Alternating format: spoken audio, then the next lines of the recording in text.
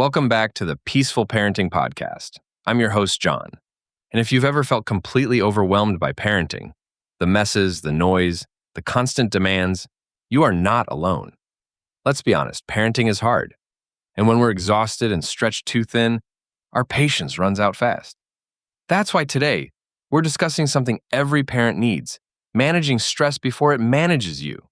Because let's face it, when we're overwhelmed, it's so much harder to stay calm, respond with patience, and parent the way we truly want to. To help us navigate this, we have our amazing guest, parenting expert Susan, back on the show. Susan, welcome. Thanks, John. I love this topic because many parents struggle with stress and don't even realize how much it affects their reactions. Even small things, like spilled juice or kids not listening, can feel like huge problems when we're running on empty. Exactly. And that's where Anger Management Solutions for Parents by Agnes Blake really comes in handy. It doesn't just talk about handling anger in the moment. It also teaches us how to reduce stress before we hit that breaking point. All right, let's start with the big question. Why does stress make us more reactive as parents? Great question. Stress shrinks our patience and puts us into survival mode. When we're calm, we can think logically, problem solve, and respond with empathy. But when we're overwhelmed, our brain sees everything as an emergency. That's when we snap, yell, or react in ways we later regret. So basically, if we don't manage our stress, it's only a matter of time before it spills over onto our kids. Exactly. And the tricky part is, parenting is stressful. So instead of waiting until we're already at our limit, we must build habits that help us lower stress before we explode. All right, let's get practical. What are some real-life doable ways parents can lower stress daily? I love this because the strategies don't have to be big. They just need to be consistent. Here are a few simple but powerful ones. Micro breaks. Even 2 to 3 minutes of deep breathing, stepping outside, or listening to a song can reset your brain. Name it to tame it. Saying, "I'm feeling overwhelmed right now," helps shift you out of reaction mode. Lower expectations. Give yourself permission to let go of perfection.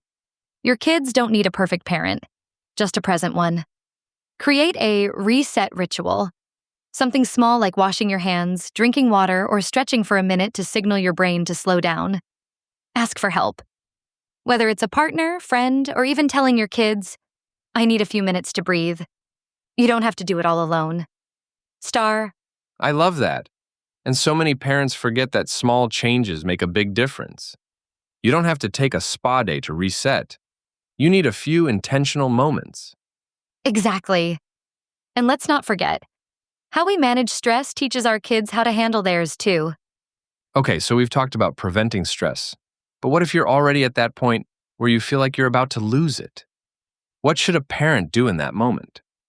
In those moments, you need a quick, simple strategy to calm your nervous system fast. Here are 3 options. The 4-7-8 breathing trick. Breathe in for 4 seconds, hold for 7 seconds, exhale slowly for 8 seconds. This signals your body to relax. Cold water reset. Splash cold water on your face or run your hands under cold water. It helps stop the stress response. The step away rule. If possible, say, "I need a second," and step out of the room for just 30 seconds. Even that short break can help you respond better. Star. That's so helpful. I love that parents can use these things in the moment instead of just saying, "Stay calm." Because let's be real, that's easier said than done. Exactly. And the key is practicing these techniques even when you're not stressed, so they become automatic when you need them. All right, before we wrap up, let's talk about something that always comes up: parent guilt. Because even when parents try their best, there will be moments when they still lose their patience. What would you say to those parents? Oh, I love this question because guilt is normal, but it shouldn't control you. The fact that you feel bad means you care. But instead of sitting in guilt, focus on repair. Say to your child, "I was feeling really overwhelmed and I raised my voice. That wasn't fair to you, and I'm sorry. I'll try to handle it better next time." That simple step teaches them accountability, emotional intelligence, and that love isn't broken by hard moments. That's so powerful. We don't have to be perfect. We must be willing to learn and repair. Exactly. And the more we focus on progress instead of perfection, the less guilt we carry. Susan, this has been such a helpful conversation. I love that today's episode wasn't just about stopping anger. It was about building habits that make us less stressed parents in the first place. For those listening, if today's episode resonated with you, I highly recommend checking out Anger Management Solutions for Parents by Agnes Blake. It has practical strategies to help you reduce stress, manage anger, and create a more peaceful home. And as always, if you enjoyed this episode, subscribe to the Peaceful Parenting Podcast so you never miss an episode. Leave us a review, share this with a friend, and let us know what parenting topics you'd love us to cover next.